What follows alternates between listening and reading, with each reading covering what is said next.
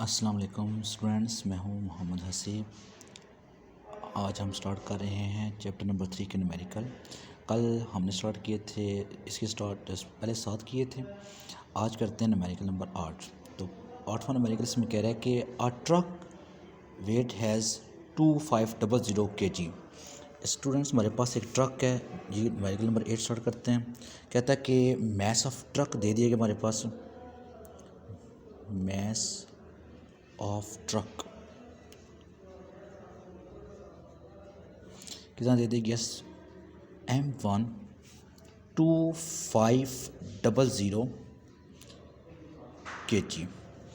फिर कहता है कि मूव्स विद द वेलोसिटी, और इस ट्रक की वेलोसिटी भी साथ दे दी गई है। इनिशियल वेलोसिटी की क्या होगी?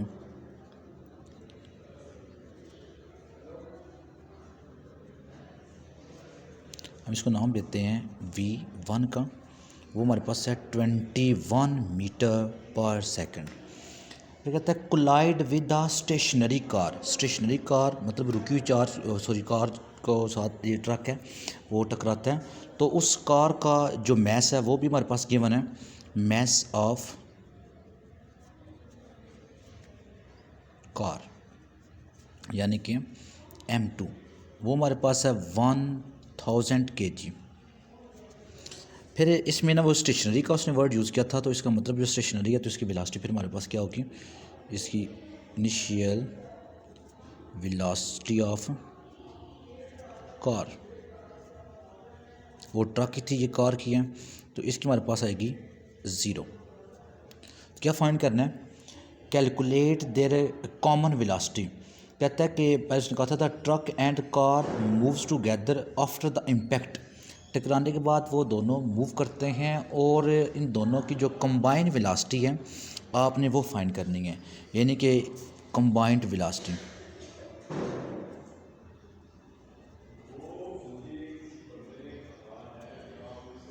कंबाइंड वेलोसिटी कौन सी? After the collision.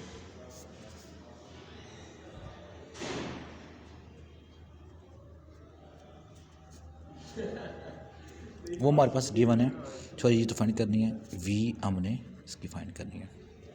अब स्टूडेंट्स, हमें law of conservation of momentum का फार्मूला यहाँ पे यूज़ करना है। तो वो क्या होता है? हमारे पास टोटल इनिशियल जो मोमेंटम होता है बॉडी का वो हमारे पास इक्वल होता है, यानी कि आफ्टर द कोलिजन के इनिशियल और फाइनल मोमेंटम आपस में इक्वल होता है। वो मैं यहाँ पर नहीं, according to law of conservation of momentum. Student, वो फार्मूला क्या था हमारे पास? M1V1 plus M2V2 is equal to M1V1 prime plus M2V2 prime. Students, लेकिन उसने कहा था कि इस जगह पर हमने जो कोलिजन के बाद वेलोसिटी होगी, कंबाइंड वेलोसिटी, वो बेसिकली हमने फाइंड करनी थी, यानी कि V फाइंड करना था। तो हम इसको एक रीज़न ये देते हैं कि जो ये after the collision velocity V1 और ये V2 है, मैं इसको ये रीज़न दे यहाँ पर लिख देता हूँ। V1 प्राइम और V2 प्राइम जो कॉमन वेलोसिटी, मैं सिंपल इसको V कह देता हूँ। तो इस जगह वो वैल्यूज पुट कर दें, M1V1 प्लस M2V2।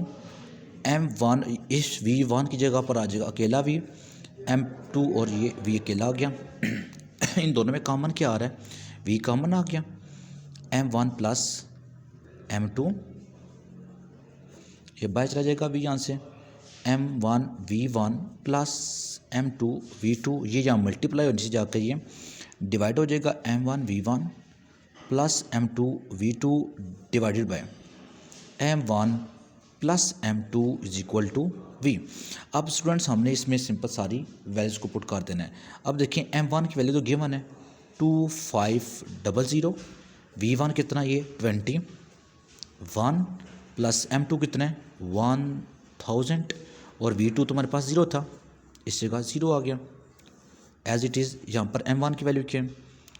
2500, और M2 वैल्यू 1000, ये हमारे पास आ जाएगा V। ये 1000 को जब 0 के साथ मल्टीप्लाई करेंगे स्टूडेंट्स, ये तो हमारे पास सारा 0 हो जाएगा। आप सिंपल इन दोनों को आपस में मल्टीप्लाई कर आंसर आ जाएगा आपके पास 52 500 डिवाइडेड बाय, इन दोनों को स्टूडेंट आपस में ऐड करें तो 3500 इज इक्वल टू वी। तो दोनों को आप सिंपल डिवाइड करें तो आपके पास आंसर आ जाएगा 15 मीटर। ये लास्ट का यूनिट क्या आता है, मीटर पर सेकंड। ये स्टूडेंट्स हमारे पास क्वेश्चन था कि अगर एक ट्रक मूव कर रहा है और एक कार जो है वो तो रुकी हुई है, और जो ट्रक है वो आके कोलाइड करता है कार के साथ, तो फिर दोनों मूव करना स्टार्ट कर देते हैं। उन दोनों की जो कंबाइंड वेलोसिटी थी वो फाइंड करनी थी। तो स्टूडेंट वो इसकी कंबाइंड वेलोसिटी आपके पास गिवन होगी है। स्टूडेंट नेक्स्ट क्वेश्चन हमारे पास प्रॉब्लम नंबर 9 है। तो प्रॉब्लम नंबर 9 पढ़ते हैं, क्या कहता है वो। कहता है कि 2 ब्लॉक्स ऑफ मैसेज M1 और M2, 2 ब्लॉक्स हैं जिनके मैसेज दे दिए गए हैं। मैं साथ साथ स्टेटमेंट पढ़ता जाता हूँ और लिखते जाएंगे डाटा। इसका गिवन डाटा क्या है कि mass of the block, 2 block हैं तो इसको फर्स्ट ब्लॉक कहते हैं। कितना दे दिया, M1 is equal to 2 kg, और mass of second, mass of, तो स्टूडेंट्स हमारे पास इसका मैस ऑफ सेकंड ब्लॉक हमारे पास कितना है जी, M2, ये वन है 0.5 kg। नेक्स्ट हमारे पास कहता है कि are attach at the end of the compress spring, यानी कि मैं यहाँ पे छोटी सी डायग्राम बनाता हूँ। कहता है कि ये एक आपके पास कंप्रेस स्प्रिंग है जिसके साथ 2 जो ब्लॉक हैं वो अटैच कर दिए गए हैं। मैं इसको M1 का नाम देता हूँ, इसको M2 का नाम देता हूँ। तो कहता है कि ये कंप्रेस स्प्रिंग के साथ अटैच हैं, और साथ ही कहता है कि the elastic potential energy stored in the spring, जो इस स्प्रिंग में जो भी कंप्रेस हुआ हुआ है इसके पास एनर्जी है, वो कहता है 10 जूल एनर्जी है जो पोटेंशियल एनर्जी की फॉर्म में स्टोर है इस जगह के ऊपर। तो क्या गिवन है कि पोटेंशियल एनर्जी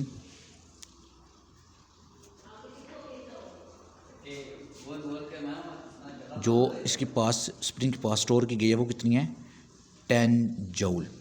अब इसके बाद कहता है कि find the velocities of the blocks if the spring is delivered.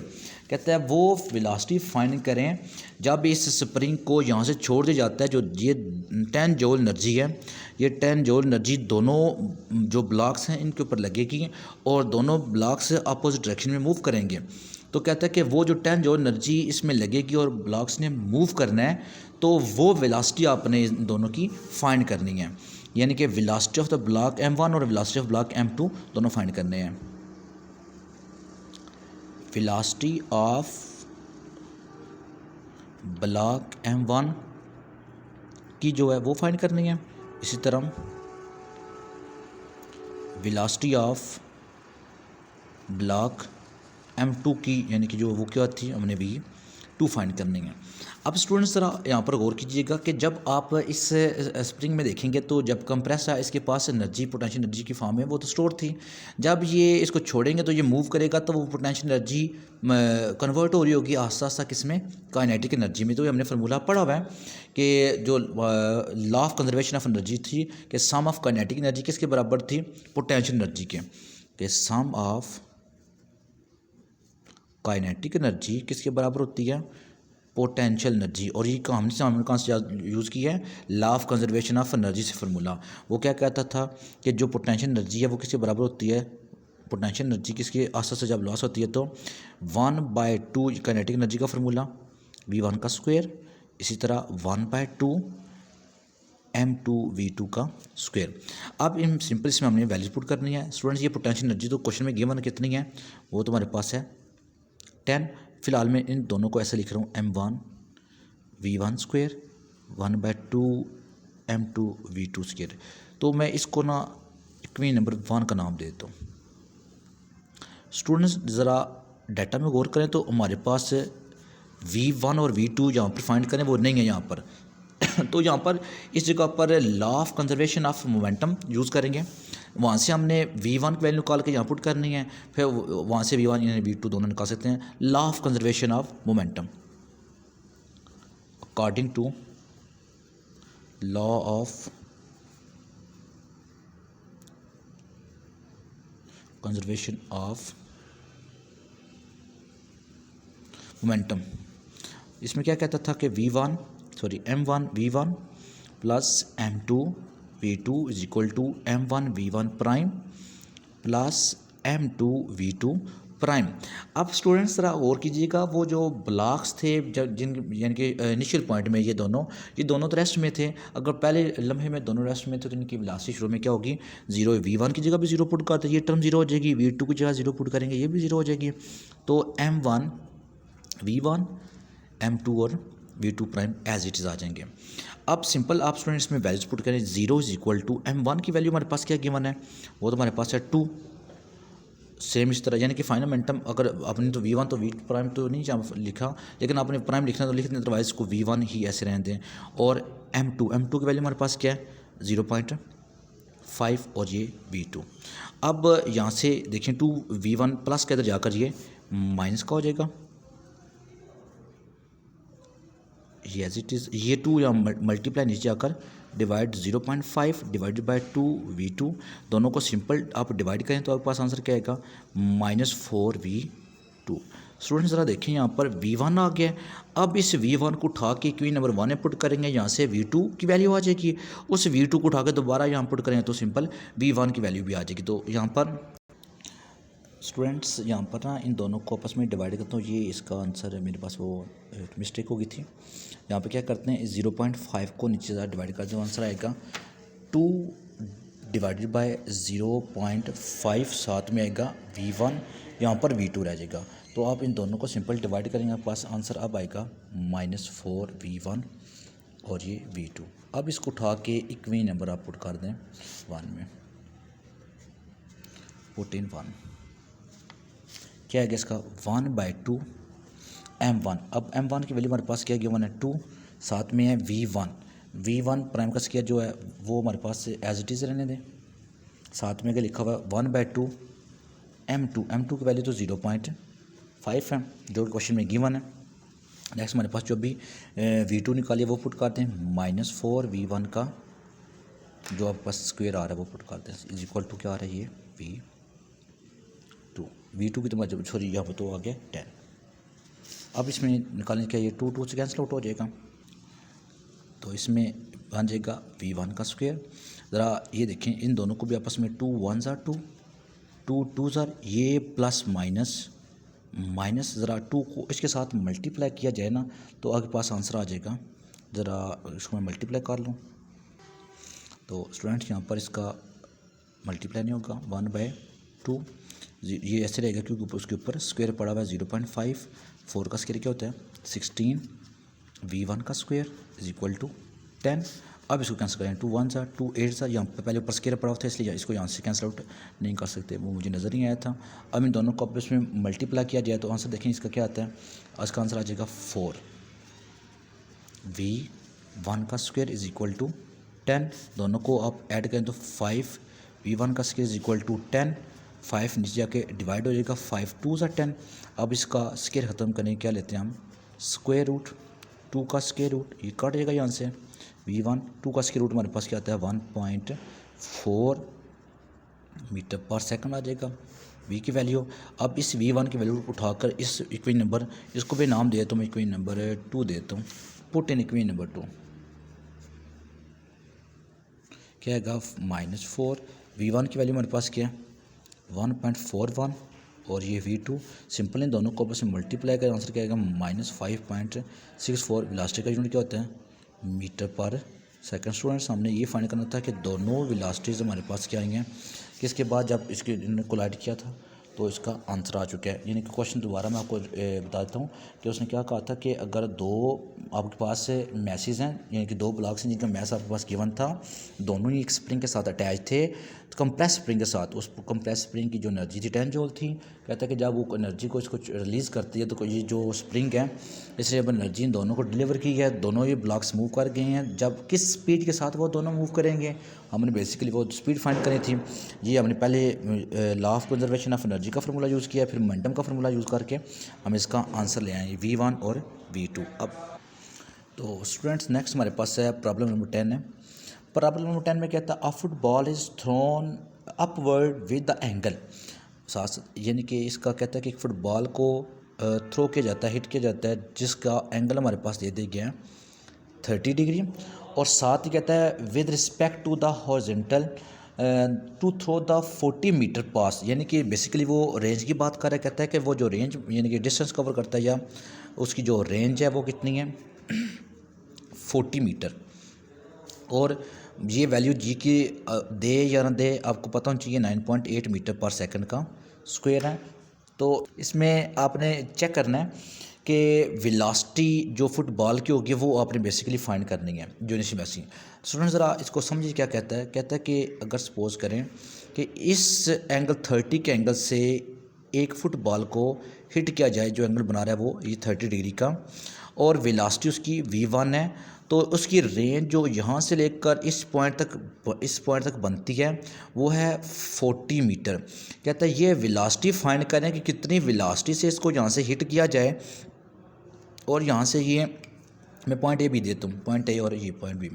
तो कहता है कि वो कौन सी वेलोसिटी होगी जो पॉइंट ए से पॉइंट बी तक इसको जिसे मूव करेगा, यानी कि उसका डिस्टेंस कवर हो 40 मीटर का। तो हमने वो वेलोसिटी फाइंड करनी है। अब ज़रा स्टूडेंट ज़रा इसमें देखें कि आपने जब प्रोजेक्टाइल मोशन पढ़ा था तो उसमें फार्मूला आपने रेंज का यूज़ किया था r=v1 का स्क्वायर साइन ऑफ एंगल, या vi का square equal to sine of angle 2θ divided by g। तो आपने यहाँ पर यूज़ करना है, यानी कि vi फाइंड करना है। r ये सो g डिवाइड हो रहा है ना, इस तरफ जाकर ये multiply r(g) = vi square sine of angle 2θ। अब साइन ऑफ एंगल जो 2θ यहाँ पर क्या हो रहा है मल्टीप्लाई, नीचे जाकर क्या हो जाएगा डिवाइड हो जाएगा। साइन ऑफ एंगल 2θ = vi का स्क्वायर। r की वैल्यू जो रेंज है वो तो गिवन है हमारे पास 40, वो पुट करें।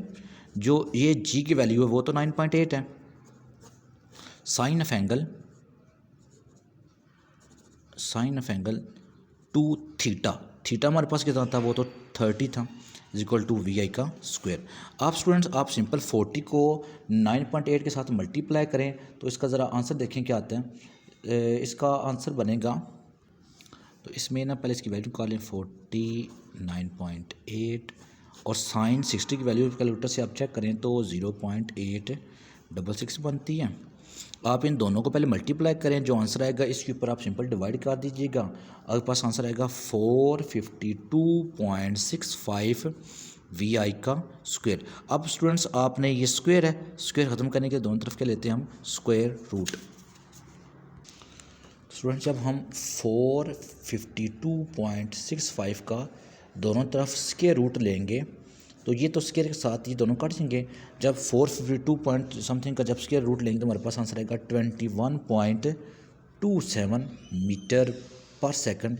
ये हमारे पास vi आया है। अब यहाँ तक कर दो भी ठीक है। अगर डायरेक्ट आप एक्यूरेट वैल्यूशन चाहते हैं vi = 21 मीटर पर सेकंड। ये स्टूडेंट हमारे पास क्वेश्चन नंबर 10 था।